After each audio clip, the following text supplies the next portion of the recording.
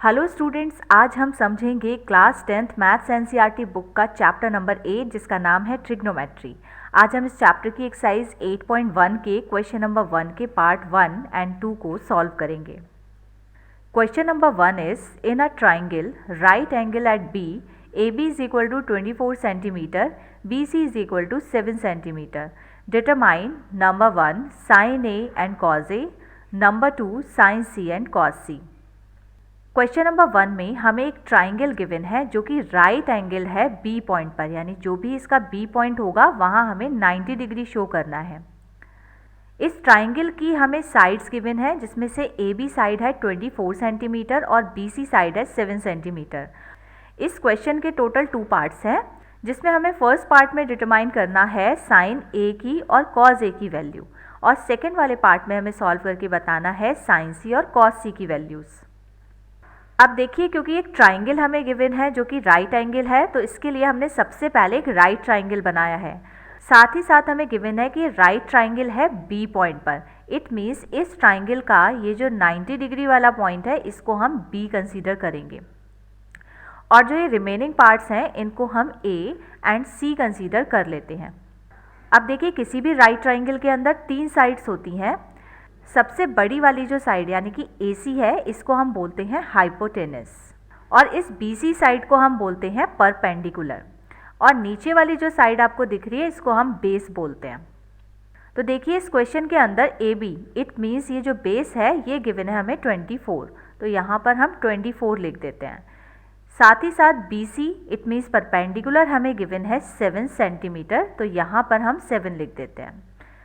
अब ये जो तीसरी वाली साइड यानी कि हाइपोटेनस है ये हमें गिवन नहीं है, इसको हम फाइंड करेंगे। इसके लिए हम यूज़ करेंगे पाइथागोरस थ्योरम का। तो सॉल्यूशन में हमें लिखना होगा by Pythagoras theorem. Pythagoras theorem के अकॉर्डिंग ये जो हाइपोटेनस होता है इट मीन्स AC, इसका स्क्वायर इक्वल होता है perpendicular square plus base square के। इट मीन्स परपेंडिकुलर है BC, तो BC का square plus AB square, it means base का स्क्वायर हमें इसके सामने ऐड करके लिखना होगा। अब देखिए, BC और AB की वैल्यूज़ फिगर से हम रख देते हैं। तो BC है 24, यहाँ आ जाएगा 24 स्क्वायर, और AB की वैल्यू है 7, तो यहाँ लिखेंगे 7 स्क्वायर। 24 का स्क्वायर करने पर हमें मिलेगा 576, 7 का स्क्वायर करेंगे तो मिलेगा 49। इन दोनों को हम ऐड कर लेते हैं तो हमें मिलेगा 625। इट मीन्स ये जो AC स्क्वायर है ये हो गया 625 के इक्वल। अब इससे AC की वैल्यू हो जाएगी अंडर रूट में 625, क्योंकि ये जो स्क्वायर है इससे इस 625 के ऊपर रूट चढ़ जाएगा। तो देखिए, AC आ जाएगा 25 के इक्वल, क्योंकि 625 का जो स्क्वायर रूट होता है वो होता है 25। अब देखिए, चैप्टर नंबर 8 की जो इंट्रोडक्शन वीडियो है अगर आपने वो देखी होगी तो इसमें हमने एक शॉर्ट ट्रिक डिस्कस की थी, PVP अपॉन HHB। इसको हम ऐसे भी रीड कर सकते हैं, पंडित बद्री प्रसाद हर हर बोले। अब यहाँ पे जो P आपको दिख रहा है ये होता है साइन थीटा का रेशियो। अब देखिए, क्वेश्चन के फर्स्ट वाले पार्ट में हमें साइन ए और कॉज ए की वैल्यूज़ निकालनी है। तो साइन ए का जो रेशियो है वो है P अपॉन H, यानी कि साइन ए हो जाएगा perpendicular it means BC divide में बेस यानी कि AB। तो देखिए, BC की वैल्यू है 7 और AB की वैल्यू है 24। इट मीन्स साइन ए की वैल्यू आ गई 7/24। अब इसी तरह से हम कॉज ए की वैल्यू फाइंड करेंगे। तो देखिए, कॉज ए का रेशियो होता है ये सेकेंड वाला, यहाँ पर हम लिख सकते हैं कॉस थीटा।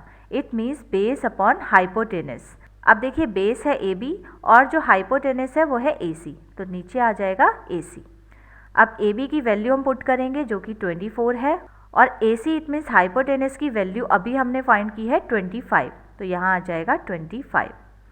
तो इस तरह से साइन ए की वैल्यू और कॉज ए की वैल्यू हमें मिल चुकी है। अब हमें पार्ट 2 में फाइंड करना है साइन सी और कॉस सी की वैल्यूज़। तो सबसे पहले हम साइन सी की वैल्यू फाइंड करते हैं। तो देखिए, साइन का रेशियो होता है P upon H, it means perpendicular upon hypotenuse.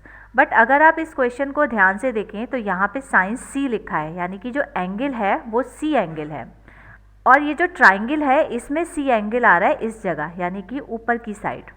तो क्वेश्चन को सॉल्व करते टाइम आपको हमेशा ये ध्यान रखना है कि जो भी एंगल आपसे फाइंड करने को बोला जाए वो हमेशा बेस लाइन पर ही आना चाहिए। अब देखिए यहाँ पर C जो है वो ऊपर की साइड है, इट मीन्स ये एंगल बेस लाइन पर इस जगह नहीं है। तो ऐसी कंडीशन में हमें जो भी परपेंडिकुलर होता है उसको बेस मानना होता है और बेस को परपेंडिकुलर मानना होता है।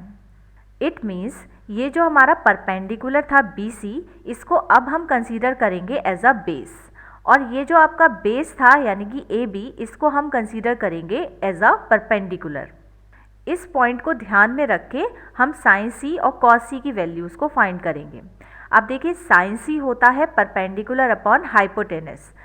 तो देखिए परपेंडिकुलर तो हमारा अब AB हो गया है, तो यहाँ हम AB लिखेंगे, और हाइपोटेनस तो एज इट इज़ ही है AC, तो यहाँ AC लिखेंगे। अब हम AB की वैल्यू पुट करेंगे जो कि है 24, और AC की वैल्यू हम पुट करेंगे 25। तो साइन C की वैल्यू आ जाएगी 24/25। अब इसी तरह से हमें फाइंड करना है कॉस C की वैल्यू, जिसके लिए हम सेम ट्रिक का ही यूज़ करेंगे। अब देखिए कॉस का जो रेशियो होता है वो ये सेकंड वाला होता है, यानी बेस अपॉन हाइपोटेनस। अब इस ट्राइंगल में अगर बेस आप देखेंगे तो बेस तो हमारा अब BC है, तो हमें यहाँ लिखना होगा BC, और नीचे आएगा हाइपोटेनस जो कि है AC, तो यहाँ आ गया AC। इक्वल टू में BC की वैल्यू हम पुट करेंगे जो कि 7 है, और AC की वैल्यू हमें पता है 25। तो इससे cos C आ गया 7/25। तो इस तरह से जो पार्ट 1 एंड 2 हैं हमने सॉल्व कर लिए हैं।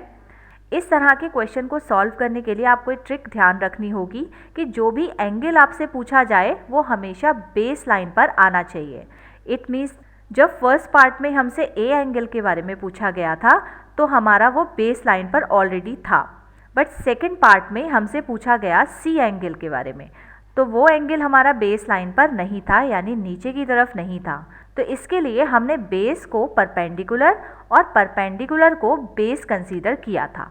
तो इस ट्रिक का ध्यान रख के ही आपको सारे क्वेश्चन सॉल्व करने हैं।